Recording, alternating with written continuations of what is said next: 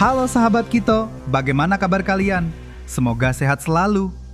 Hari ini kita akan melanjutkan pembahasan alur cerita Beyond Time Geist episode 17. Episode sebelumnya diceritakan, akhirnya Suking mengetahui rahasia besar Sekte Tujuh Pupil Darah.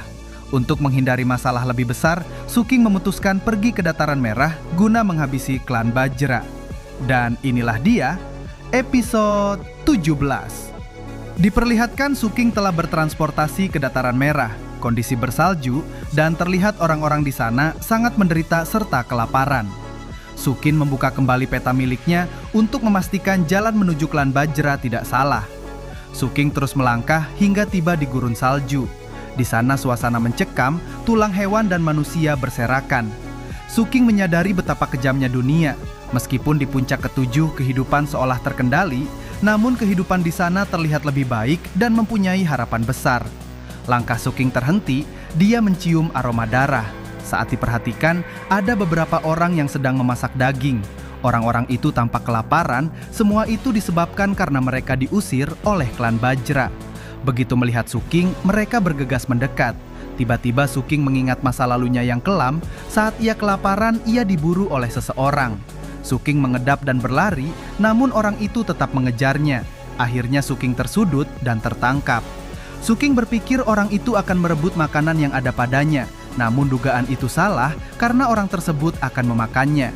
Kembali ke gurun salju, orang-orang di sana terus mendekati Suking sambil berkata, "Kita akan makan daging segar." Suking bergerak secepat kilat, menghujamkan tombak pendeknya.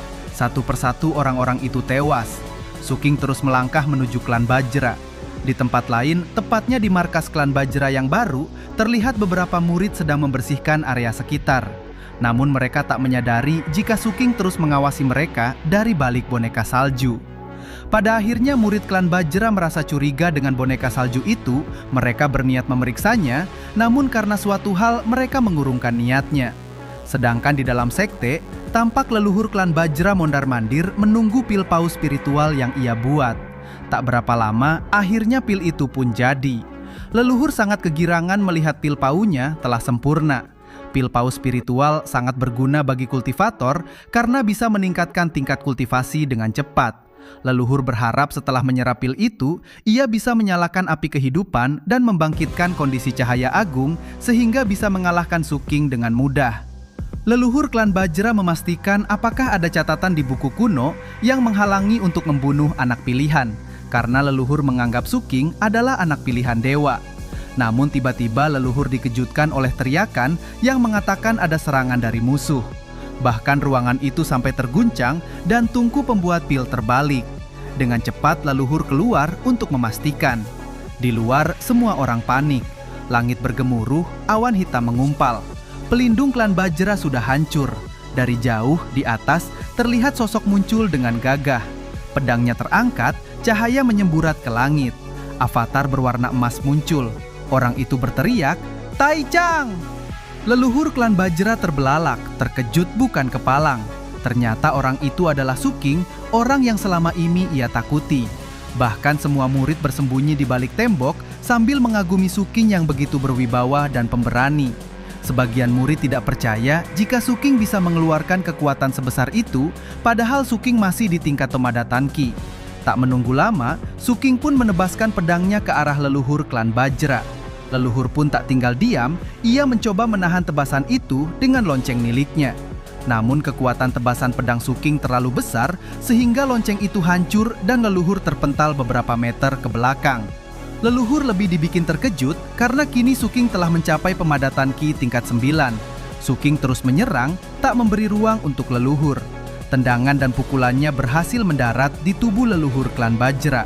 Terlihat jelas jika leluhur sangat kewalahan menghadapi keganasan Suking. Leluhur pun mengeluarkan ribuan bayangan pedang dan Suking menghalau serangan itu dengan naga yang tercipta dari gumpalan air. Kedua kekuatan itu berbenturan, pertarungan berlanjut. Suking terus mendesak leluhur dengan tinju dan tendangan yang semakin menggila. Pertarungan jarak dekat berlangsung, leluhur merasa heran kenapa Suking semakin kuat. Bahkan kekuatannya sama dengan dirinya, padahal tingkatan kultivasinya jelas leluhur di atas Suking. Bahkan leluhur kembali harus merasakan bogem mentah berkali-kali dari Suking sehingga darah mengalir dari sudut mulutnya. Suking pun berpikir jika dia terlihat lebih unggul dari leluhur. Kedua kekuatan kembali berbenturan, menimbulkan ledakan dahsyat dan membuat Suking serta leluhur terpental beberapa meter ke belakang. Keduanya mengalami luka ringan. Namun luka Suking bisa pulih dengan sangat cepat berkat bantuan kristal ungu yang ada pada tubuhnya. Sementara para murid klan Bajra yang menyaksikan dari balik tembok berpikir, akankah mereka membantu leluhur atau tetap tinggal dan menyaksikan di balik tembok? Leluhur yang terluka sampai batuk seteguk darah, bahkan kini ia terkena racun mematikan milik Suking. Leluhur klan Bajra berpikir, jika ia harus segera menggunakan teknik andalannya, jika tidak maka ia akan kalah dalam pertarungan ini. Leluhur mengerang, kekuatan petir mengelilingi tubuhnya. Telapak tangan mengeluarkan energi yang pekat. Sebuah simbol keluar dan berputar di atas. 3 bayangan avatar muncul. Leluhur mengeluarkan teknik tubuh Dharma Bajra. Para avatar itu menatap dan mengelilingi Suking, serentak mengeluarkan tinjuan yang diarahkan ke tubuh Suking. Suking tetap tenang. Ia mengeluarkan teknik inti energi lautan. Sebuah gelombang keluar menerjang 3 avatar leluhur klan Bajra. Para avatar itu berhuyung ke belakang dan hancur satu persatu. Leluhur terkejut karena Suking memiliki teknik legendaris, teknik yang menggunakan kekuatan laut untuk menciptakan gelombang dan ledakan dahsyat. Teknik itu sangat sulit dikuasai, bahkan dalam jutaan orang mungkin hanya satu yang menguasainya. Akibat teknik itu, klan Bajra hampir tersapu oleh gelombang lautan. Belum selesai dengan keheranannya, leluhur kembali diserang oleh tentakel hitam milik Suking.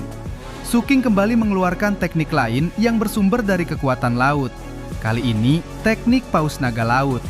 Sebuah gumpalan air yang bersumber dari telapak tangannya membumbung tinggi ke langit membentuk seekor naga dan langsung menyerang leluhur. Leluhur klan Bajra kembali terpental dan memuntahkan seteguk darah. Leluhur kembali mengingat isi buku kunonya. Tak ada jalan lain baginya, ia pun akan menggunakan cara terakhirnya. Leluhur kembali mengeluarkan kekuatannya, ia dikelilingi cahaya kuning. Sebuah avatar kembali tercipta, kali ini satu namun memiliki lengan 4. Teknik tatapan muka Bajra pun dikeluarkan. Suking menatap tajam ke arah leluhur. Ia bertekad akan menghabisi leluhur meskipun ia mempunyai banyak teknik. Suking bersiap mengeluarkan perahu saktinya, kali ini untuk dijadikan senjata melawan leluhur. Di saat yang menegangkan, semua murid bersorak memberikan dukungan pada leluhur. Suking pun siap menyerang dengan perahu saktinya. Namun tiba-tiba di luar dugaan, leluhur klan Bajra malah memukul dan menyerang dirinya sendiri, bunuh diri. Hahaha. Semua orang terkejut dan tak percaya dengan tindakan leluhur itu. Saat leluhur jatuh tak berdaya, Suking tidak langsung mendekatinya. Ia berpikir jika leluhur hanya pura-pura. Ia pun melemparkan tombak pendeknya ke tubuh leluhur. Saat tak ada gerakan, barulah Suking mendekat. Namun saat Suking menarik kembali tombaknya dari kejauhan, tombak itu tak mau kembali, seolah-olah memiliki kesadaran sendiri. Suking berusaha akan menyerang tombaknya dengan perahu sakti, namun tiba-tiba muncul roh artefak dari dalam tombaknya. Ternyata itu adalah leluhur klan Bajra yang kini menjadi artefak tombak pendek milik Suking.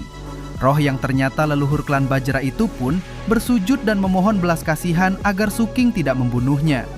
Ia mengatakan jika ia sekarang telah menjadi artefak tombak pendek milik Suking. Ia menyerahkan roh kehidupannya pada Suking. Jika Suking mau, ia bisa membunuh roh itu kapan saja.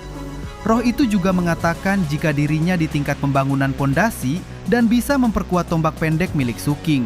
Bahkan bisa terus berkembang menjadi lebih kuat lagi dan menjadi pusaka sejati. Bahkan untuk meyakinkan Suking, roh itu bersumpah akan menjadi budak Suking selamanya. Tak lupa roh itu juga memberikan pil paus spiritualnya pada Suking. Suking berpikir jika ia membunuh roh artefak itu, apakah tombaknya akan baik-baik saja atau malah hancur. Suking tak mau jika tombaknya rusak karena tombak itu telah menemaninya dalam perjalanannya selama ini. Melihat Suking masih ragu, roh itu mengatakan jika ia mengetahui beberapa rahasia besar. Namun Suking berpikir, meskipun roh artefak bisa meningkatkan kekuatan tombaknya, namun klan Bajra tetap akan menjadi ancaman baginya. Ia memutuskan untuk membiarkan roh artefak itu hidup dan tinggal di tombaknya. Namun setelah kembali ke Sekte Tujuh Pupil Darah, ia akan mencari cara untuk mengeluarkan roh artefak itu tanpa merusak tombaknya. Ia mengingat yang roh artefak itu katakan, roh artefak itu bernama Lingzi. Lingzi mengatakan jika benua Wanggu menyimpan rahasia wajah sisa para dewa. Jika ada kesempatan, Su King berniat menyelidikinya. Su King terus melangkah dan berniat kembali ke Sekte Tujuh Pupil Darah. Dan berakhirlah episode kali ini. Nah, sahabat Kito, itulah alur cerita Beyond Time Gaze episode 17. Mulai dari pertarungan sengit Su King melawan leluhur klan Bajra, hingga kejutan besar di akhir, leluhur berubah menjadi roh artefak tombak Su King. Apakah Su King akan memanfaatkannya atau justru membuangnya? Saksikan kelanjutannya di episode 18.